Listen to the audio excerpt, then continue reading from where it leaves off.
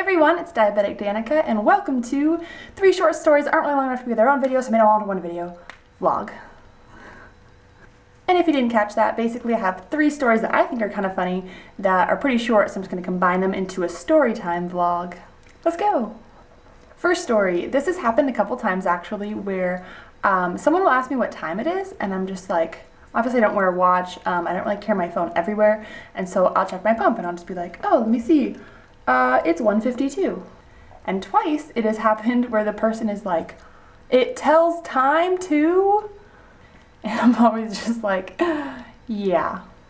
I think it's funny that they think that this machine that is using all this technology to keep me alive can't do something as simple as telling time. Like, that's just too advanced.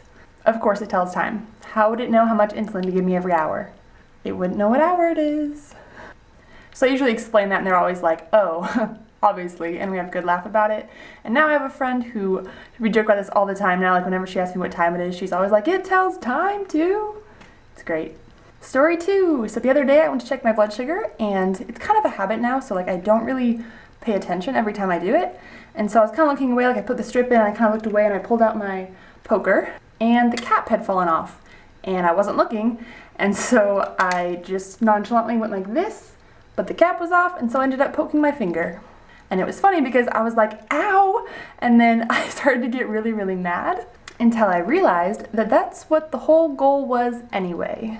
The whole point was to poke my finger, and I had just done that. So once I realized that, I was like, oh, and I squeezed my finger and I checked my blood sugar.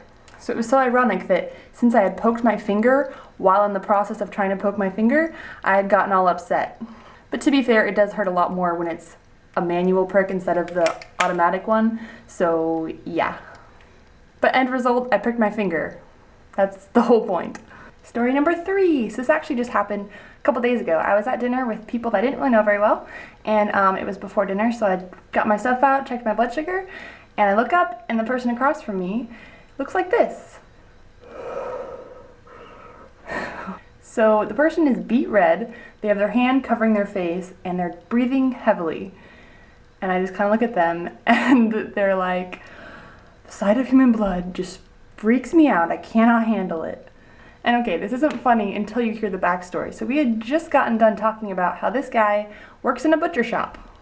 Not only does he work in a butcher shop, but his parents own the butcher shop, and he's like been in the butcher shop like all his life. He sees all this animal blood, but a tiny, tiny drop of human blood, and that's it. I can't handle it. It was just so ironic, like irony at its finest. The butcher cannot handle a drop of human blood. So alright, that is the 3 short stories that aren't long enough to be their own video, so I made them into one video. Couldn't say that fast again. But yeah, hopefully you thought they were semi-funny. I don't know, I always think they're funny, and I never really know if it's like translatable to other people, but hopefully you thought it was funny. If you did, be sure to give this video a thumbs up, and don't forget to subscribe. Shout out!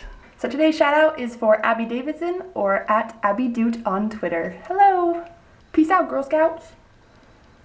Also, check out my blog about interning at Nova Nordisk, diabeticdanica.tumblr.com.